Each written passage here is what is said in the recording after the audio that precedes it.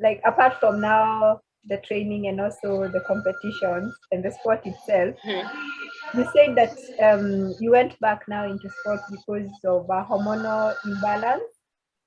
So when you are that active, so it must, are you the type that gets sick often, or does being active also prevent you from having all these issues? Once you start working out, I call workout is not like medication, like you'll take and get healed. It's the long healing process, not the short one.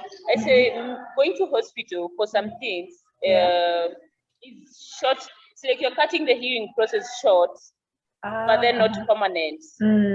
But if you want a permanent solution to, especially to a lot of conditions as women go through, PCOS, cyst, or those hormonal imbalances, or there's also this hypo and hyperthyroidism. All those things are never. There is no exact cure for them. But there are over-the-counter medications that you can take to regulate them. And if you want the solution to them, you have to opt the longer healing process that will take you, maybe the least it can take you for your body to start showing a sense if you are on an extreme hormonal imbalance. It's like 6 months of consistent workout and clean eating. It's the longer healing process. There is this one person I once coached who thought she was at menopause. Actually believed she had hit menopause until she stayed consistent in her workout until the menses started coming back. And I told her, you are not at menopause. You simply have a messed up hormonal stability. And once your hormones balances, even these menses will stop coming, sometimes after 3 weeks, sometimes after 40 days, sometimes after 2 months. You see that irregularity. The moment you continue, they regulate to the normal either 21, 28, or 35 days. And that's why I keep telling you, you have to opt, especially for women. I actually push fitness to women more than to men, because as women, our bodies are never on a stable chemical level. When you're close to your periods, your hormones are to the roof. And the worst part about our hormones going to the roof is they ask for all unhealthy stuff. It's where you want chocolate, so you want cake, you want high energy biscuits. I don't know why they don't ask for vegetables and stuff. They don't. So, and you find that, and then the problem that follows after maybe those 3 days of eating excess sugar, even after the menses, it's harder to drop the habit. You'll find yourself doing the chocolates like on a daily basis, all the biscuits on a regular basis. Then it becomes an addiction, and you keep messing the hormones without even knowing, very unconsciously. Until then, either the cramping becomes intense, or your periods become very irregular, or your energy levels, you'll wake up in the morning and the energy levels are low. That's also a sign of hormonal issues. And there is no medicine for hormones. It's lifestyle change. There is no medication to regulate. There is no medicine to regulate hormones. That's very important information. Which is the sad part, because everyone wants the short side. You'd rather invest 100K into buying medicine and healing in a month than investing 100K into a gym membership and training for a year. So and then you want, and then you realize there's no, you don't have that advantage of the shortcut that you go to hospital and get treated. You have to choose. You have to reconcile with the idea. Actually, it's not to choose. It's to reconcile with the idea. If I want to be the healthiest individual, then this is the solution. You don't have to do it like me to the extremities of sports and everything, but you can do it for health. Because as we go to the extremities of it, as we are in it, not just for health and the good looks, we are in it for a competitive thing, as a sport, not as a life. As much as it's a lifestyle, it's also sport. Thank you for sharing that. That's usually what I advocate for. It's the long way, but it's the only way, and especially for women. Long and only way. Yes. I like that. Are there many women coaches available, or is it something that has been left so long to men? Yeah, and I also, it is also, you'll find like when women decide to do it, they do it half-heartedly. Yeah. Most women I've encountered come to the gym not, I don't know if it's half-heartedly or it's lack of knowledge, more like lack of awareness to it than to have heartedness. Yeah. Because you'll find someone saying, I want to look like this, but not like this. And I tell them, allow your body to transform itself. Yeah. Allow it to take shape by itself without giving it conditions. Because the moment you start saying, all I want is not to lose this, but to gain this, then you're already not in the right mindset for it. So you won't see any improvement. You have to find a goal that is not restricting. Yeah. Yeah, that's good advice. That's what most people don't. Most people want specific thing. I want a small waist with my hips intact, my boobs intact. I'm like, the body is intelligent. It will shape out naturally the way it's supposed to shape out. Just allow it. I've heard that before. Yeah. So you don't give it conditions. Yeah, don't do it. Especially don't come to it because you want to. I say don't join fitness because you want to like look like me. Yes, looking like me can be the motivation that gets you started. Yeah. But until you wrap your mind around a more solid goal, you will want to look like me, and then you realize it's so hard. Yeah. And then when you don't see those I call them the scalable victories, where you are shaping up, you're losing weight, you can weigh the goals. When you are able to wrap your mind around the non-scalable victories, where you see I sleep better, I walk up the stairs easily, I don't miss my menses. Those are the non-scalable victories. And they are the strongest victories in this lifestyle. And when you are able to celebrate those more than the looks side, then I know you are into it. Because then that means the body is operating at an optimum level. Yeah. Ah, nice. Way more on what people can't see, way more on what you feel. Because if you just focus on what you see and what people see, when they don't see it, and we hit that point where we are totally plateaued, and you don't see transformation, you feel transformation. The felt transformation is more powerful than the seen. It has a powerful feeling to it than the seen transformation. When you don't have to take that those. I was saying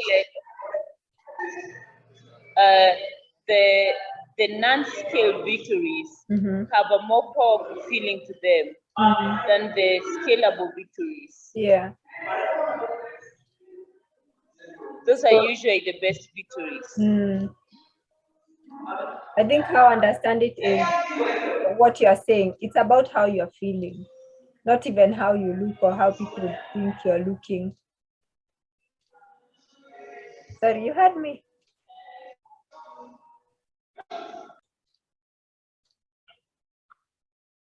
So what I would like to ask now is, what's your take on sports in Kenya? Like, for example, for me, I feel like there is not enough publicity about bodybuilding. So what's the problem? I'd say first it's what I would call a societal mindset. It's where most people perceive going to the gym as a luxury. That's true. Yeah, it's been like that for the longest time. Yeah. Where they don't see it as a need, which I think should be seen as a need. Like people find it important to wake up and run. But I also had someone say running is for the rich. Those people who live in estates are the ones who run. Someone said that on Facebook. Where the roads are paved. They said running achia watu wenye wanaishi Kitusuru na sijui wapi na wapi. Nyinyi wengine achaneni nayo. There has been that societal mindset of fitness as a luxury and for a specific group of people, which has been a problem. So when people see something as a luxury, it's so challenging to bring it out as a sport. Oh yeah, yeah. And that's why there is lesser publicity to bodybuilding as a sport. Okay. And also then we have the problem of the government. There are those known sports, like people see running is a sport, football is a sport, athletics, but we have to keep raising awareness of there is a sport that involves building muscle, lifting weights, and all that stuff. It's not a luxurious lifestyle. Yeah. It's a competitive sport, and it gets to a level where it's so competitive. Yeah. That when you're in it, you really know it's a hard sport. Yeah. I read somewhere in the newspaper that I don't know if it's true that Africans have the right genes for bodybuilding. Is that a myth? Yeah. Yeah. No, I don't know if it's been scientifically proven, but you'll find. I think we have a biological favor for a lot of things. Not only in bodybuilding, but if you check from a global perspective, you realize that best performing athletes are Black. It's true. Let us not narrow it to just Africa, but to being Black. Yeah. You'll find like when it comes to tennis, when it comes to gymnastics, marathons, rugby, the best performing athletes are Black. Yeah. And we just need someone to prove there's something about us Black people that's favoring, because I think I agree, there must be something about us that is favoring.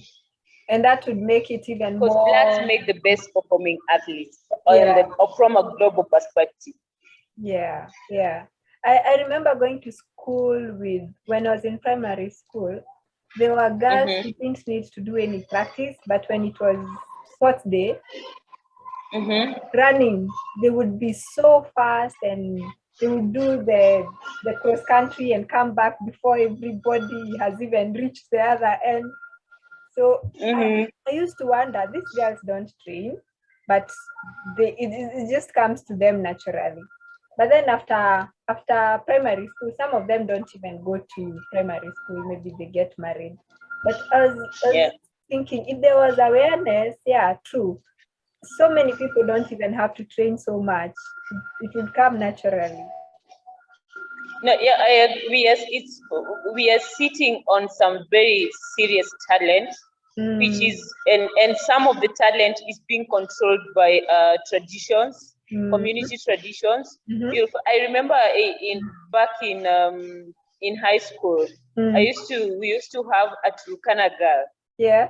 And I was in a mixed school, and then close to athletic games, every Friday we would go for cross country, which ran for almost 30 kilometers. Yeah. And by the time some of us got back to the school compound, she'd showered, gone for supper, and in class. And she's like arrived an hour before everybody. This is a person who's been sitting in class with for 3 months, and just because there's a show, she runs 3 or 5, I think 5 times faster than the number 2. Yeah. And then now coming from a Turkana community, after school, she just evaporated into nowhere. I thought that was the person I was looking to see on TV, representing nation in athletic games, in high jump, and in basket. No, not basketball. What was it called? Netball. Yeah. She was the best shooter in net, the best scorer in netball. And then that is a talent just disappeared. And that's what is happening. We are sitting on a lot of talent from traditions, lack of awareness, lack of capital, of course. And people, we Africans don't take, I would say we don't, like here in Kenya, we don't take sports seriously until we see Kipchoge. And everybody now wants to beat Kipchoge, and we forget running, especially this sprinting run, those marathons, wherever they are, they have a talent to them before they have the practice. Because for a person to run that fast without practicing, you can only imagine what a little practice can do. Yeah, it's already in you. It's already in you, so it just needs a little boost. If they only get that little boost, then they're unstoppable. Yeah. So for you, the way I found out that this is what you do, I saw your sister congratulating you. So it means your family supports you. My sister supports me. Not that she knows what it entails. Yeah. But she's like, I'm so happy this is working for you. And she's actually that much supportive. Remember, she arrived at the airport before we even landed. So like, my sister went out there and performed. And she took me to the airport on the day of leave, the day we were leaving here, and stayed with me almost until it was time to take off. Yeah. Like, she doesn't exactly understand the details of the sport. Yeah. But she just says, I'm happy this is working for you and you actually look amazing. And she goes like, oh, hii kitu inaweza kupeleka mbali, so wewe endelea tu. Yeah. And she gets really excited when, like I just mentioned, I have a competition coming up, and she's excited. Sasa hii ukuli nini? Sasa hii ukunywi nini? Sawa, ni sawa tu, tutagoja. This is how it works. I like that because I find, well, I guess for me it's maybe lack of exposure, but I find that there's some things that people would be very excited about, some form of sports, but now this one that we don't even understand what you're doing. If someone is excited, then I guess whichever it is. Yeah. Yes. And I think from her excitement, it spread into my family now. Yeah. Like my dad would call and tell me, sai najua haukuli vitu mingi, but niko na mayai mingi, naweza kujia mayai because I know you are taking eggs. Because that, I think that is the only thing he knows is a staple food for me. It's the only thing he knows is staple. Yeah. So that's the one way he can show support. He's like, niko na mayai, kujia hii mayai sitaki hata kuiuza. My mom would call me and tell me, sai najua utaki mambo mingi juu unakula mamboga, but ni sawa tu, wewe endelea, I'm praying for you. And I'm like, as much it's enough for me that they're supporting me. I don't have to give them the every little detail of what I do, because if I do that, my mom, actually it gets my mom sad. There was a time she asked me, are you sure that is good for a woman? Oh, okay. looks like it's extreme. It seems so hard. Yeah. I even feel sorry for you sometimes. And I had to reassure her and tell her that is the moment I feel the most in my element. Yeah. Where I you muted.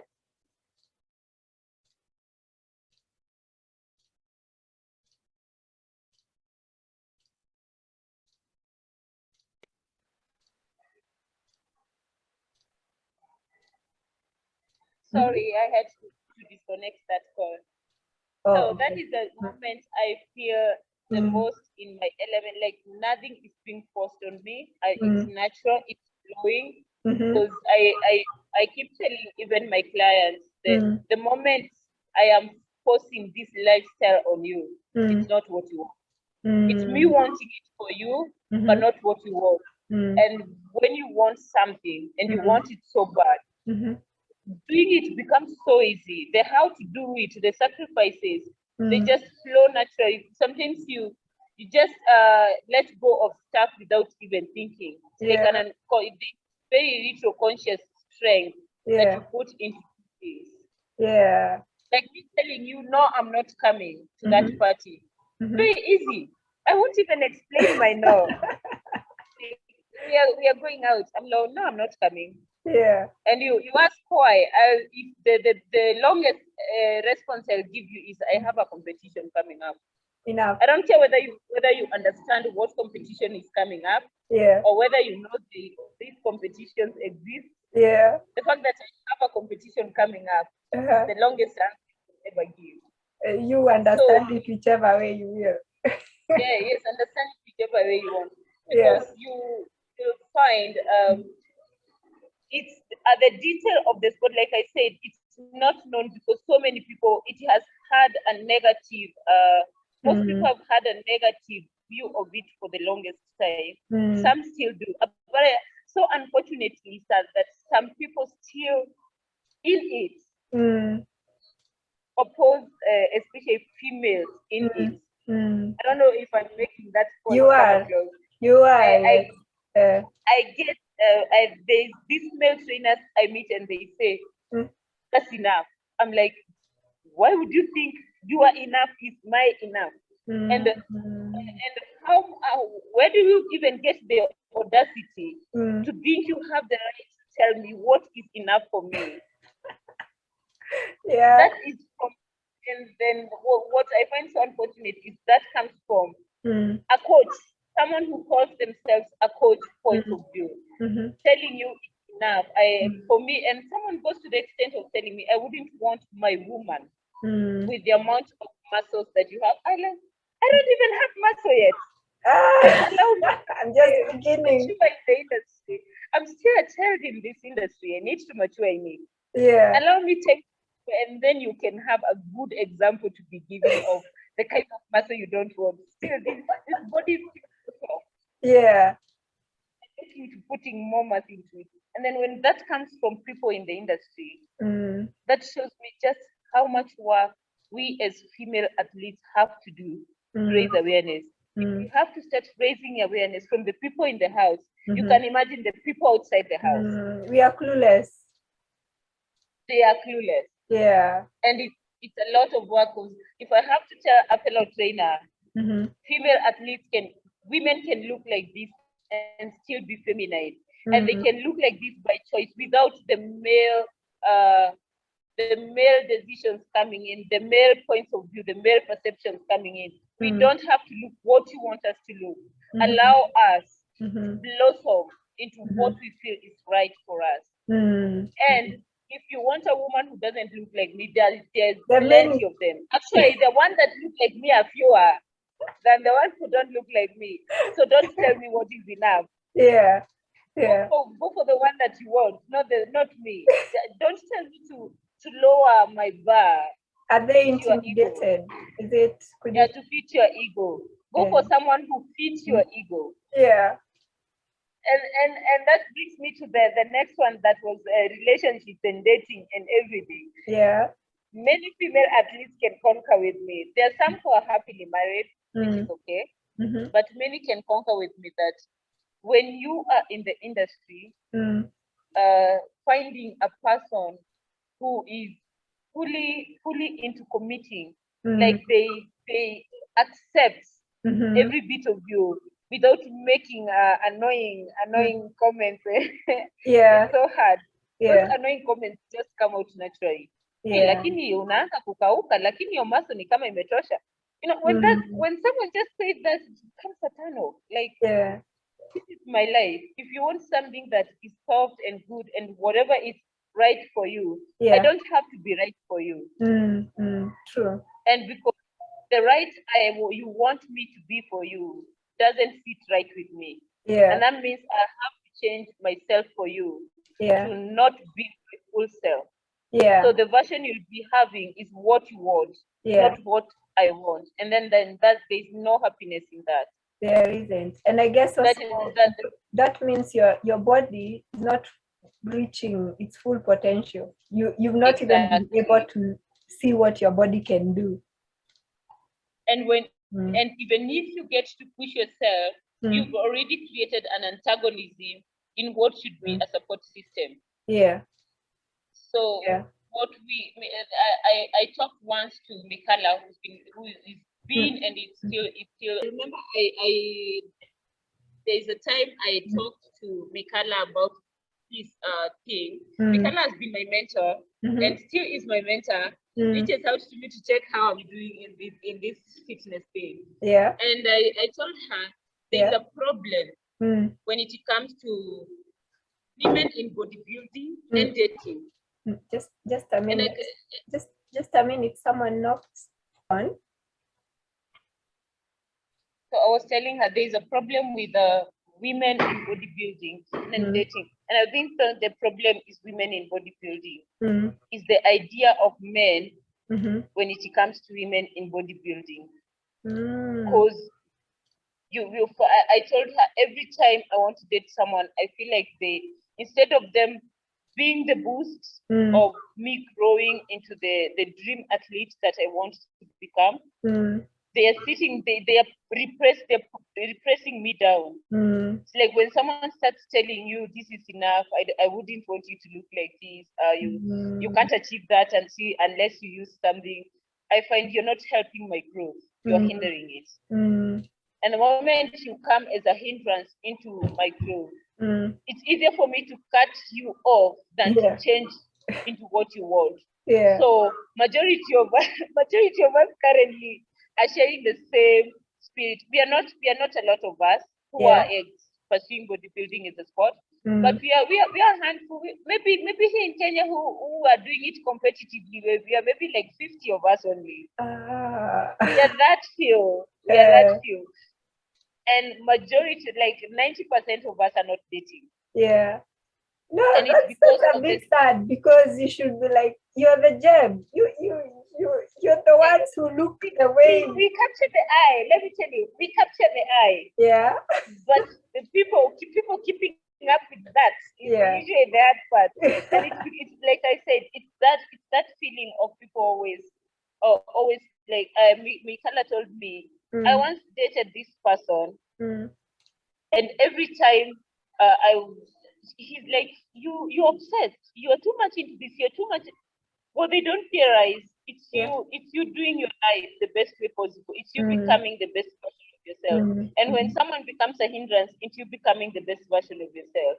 We end up getting tired of you can't, it's too much, and you said, instead of you being here, me carrying your words in my head and your position, I'd rather carry the burden of the sport alone. And the work that I have to do, it's already hard enough without you adding the comments into it. You know what, Lucy, that explains a lot. It explains a lot, even without going further into it. It explains a lot of challenges I'm sure sports women face, not just in Kenya, but everywhere. Yeah. Okay. So how do you deal with such comments? There was a time I used to take them so negatively, but right now I'll shut someone in their face. Yeah. Literally, you get mad, you get to think, you get to hate me, it's okay. But I decided I have to stand up for the woman who can't stand up for herself in the sport, and for the women and generally for the women in sport and the sport for women. Because when you start making those comments, you start making it like it's wrong for us to be here, like we're in the wrong place. Yeah. When you start saying you can't put this all this muscle without doping, and I'll tell you, I'll put all this muscle without doping to prove you wrong. So I use those negative comments as fuel instead. Yeah. Tell me, this is too much for a woman. I'll just show you how too much is too much. Until you won't even understand what too much is anymore. Yeah. When you tell me it's not healthy for a woman to work out 6 times in a week, I will work out 7 and tell you I will do Monday to Monday and continue for a month. And when I feel my body is exhausted, I'll go for physio, come back and continue. And then you will know there is no limit to prove to saying this is what is enough. This is the limit a woman should go and a man. Someone will tell you, hey, mimi ni mwanaume na train 4 times in a week. Wewe ni dem na unaenda 6 times in a week. I tell people, wamama wako na nguvu sana kuliko wanaume. I keep telling people, mama is very hard. Being a woman is and that is the superpower. Mama is hard, and that means we are hard creatures.